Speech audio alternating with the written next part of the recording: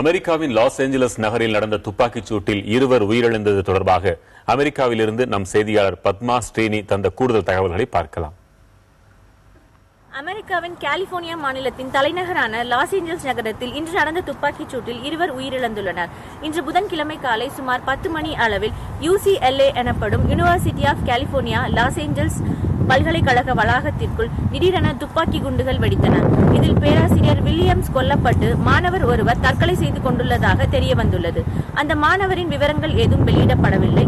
மேலும் சம்பவம் நடந்த இடத்திற்கு அருகே துப்பாக்கியும் கடிதம் ஒன்றும் கைப்படுத்தப்பட்டுள்ளதாக போலீசார் தெரிவித்துள்ளனர்.